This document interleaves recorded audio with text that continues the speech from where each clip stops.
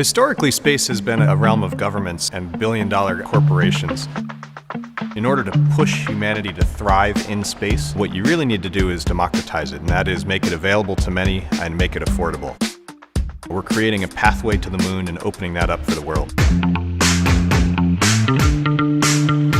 So Astrobotic is a little bit like FedEx. So what we do is we carry packages from groups from around the world and we fly them to the surface of the moon. We call those packages payloads. So the customers for this mission are very diverse and all over the world. So there's explorers that want to go and explore the moon. There's scientists who want to actually do experiments on the moon. There's emerging nations that have never landed on the surface of the moon. Early on, we'll see a good bit of marketing and sponsorship programs that are involved as well. There's a lot of different branding opportunities that are available on the mission. I mean, there's everything from actual naming rights to the mission or being a premier sponsor on the mission, down to flying a product of yours, much like Pocari Sweat is doing with their beverage can. It's a time capsule. A company that made computers could sponsor the computer and be the computer on board the mission. This is an opportunity to do what all the commercials that show cars driving on the moon and doing interesting things, except actually doing it. There's an incredible pent-up demand for payloads to the moon, in part because for 40 years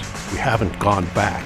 Typically, space is decades behind the curve because it just takes a long time for that technology to mature to get pushed into space. We're based here in Pittsburgh because we're next to the world's #1 robotics institute, Carnegie Mellon University, who we're partnered with on this mission. In contrast to the West Coast, where there's a lot of software development, Pittsburgh is the perfect place to develop this kind of technology, and the East Coast is a perfect place to fund it. We want to go to the moon. We basically are trying to build a business model to accomplish that, to take humanity back to the moon and back into space. The mission will land at the surface of the moon. We'll deploy multiple rovers, and those rovers will drive out and compete for the biggest prize ever called the Google Lunar X-Prize. The Google Lunar X-Prize is a competition to land on the moon and then take video of 500 meters of traverse. We're competing with other commercial organizations, and in some cases we're actually competing with other nations. So winning the X-Prize would be a huge international cachet. I think once we land on the moon, that will be a complete game changer for us. I think that will really help bring this pipeline of customers that we're starting to develop now into a lot more reality. After that, a few years down the line, what we imagine is many regular missions to the surface of the moon. So it's like booking an airline ticket at that point. You book a spot, the flight goes, and then you have access to the surface of the moon. Astrobotic is squarely positioned for that future. Astro is the space and stars.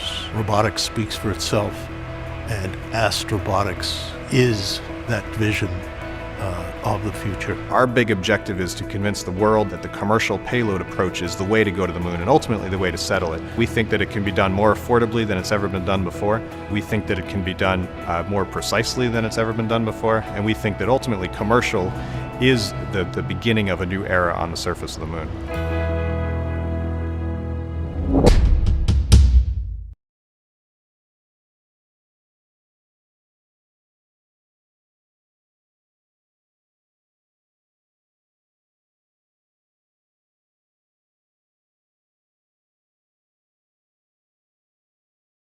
Okay.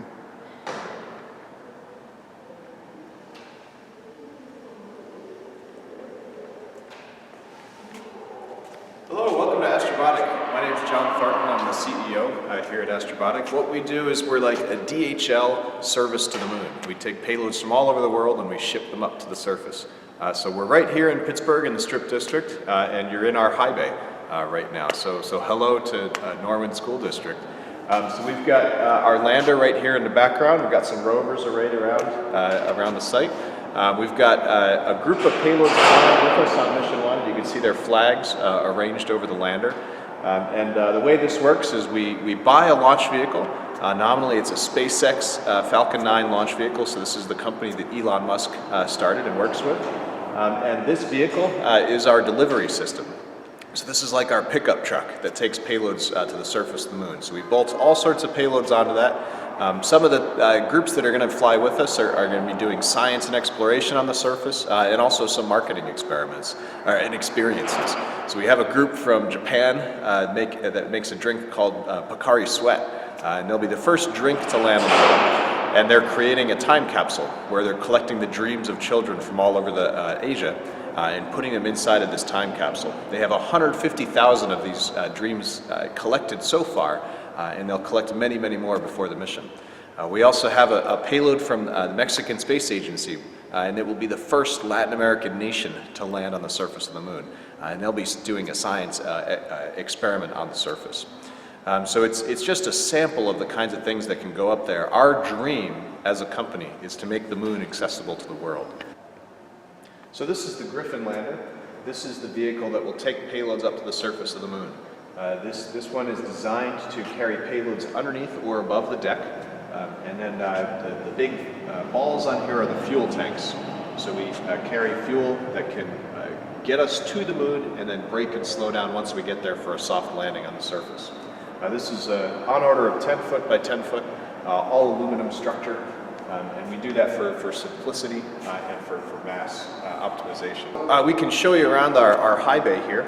So let's start over here. We've got this is a rover called Polaris. This vehicle is designed to go to the poles of the moon and drill for water. This is like our pickup truck on the surface. We can pull payloads in and out and swap them out. So we've experimented with a digging implement right here. This is a bucket wheel that's designed to dig on the surface of the moon. One of the challenges when you go to the moon is that it's much less gravity than here on Earth. So digging is fundamentally different. So this vehicle, we take out field testing here in the Pittsburgh area. We go to an old slag heap where it looks just like the moon. It's a perfect place to do field testing. Vacuum chamber, currently pulled apart, but the idea here is that this simulates the environment in space.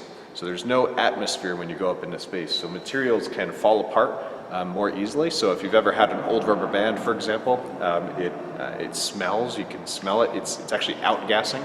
And if you have an old rubber band and you just pull on it, it breaks. That breakdown of materials happens much faster in space because there's no atmosphere to keep things together. So we're able to test things in vacuum here right here in the high bay on the surface of the moon. So there's some very interesting features that were just recently discovered, and they look like skylights. And there's upwards of 300 of these that they found on the moon. They look like sinkholes that you might see. Sometimes news stories show up in Florida where it's just a sinkhole straight down. It's thought that if you get to the bottom of one of these sinkholes on the surface of the moon, that it could be an entrance to a cave underneath the surface. And this vehicle is designed to explore those sinkholes and ultimately determine if there is a cave under the surface. And why would a cave matter? On the moon, there's a very hard environment, so there's no atmosphere, so you have a thermal challenge. So during the day, it's 120 degrees Celsius, which is above boiling, and at night, it's minus 180 degrees Celsius, and it's liquid nitrogen cold. So it's very hard temperature-wise.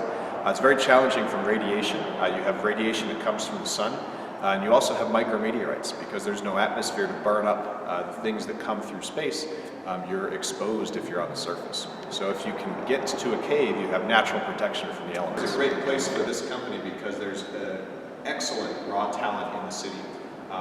Many of us come from Carnegie Mellon.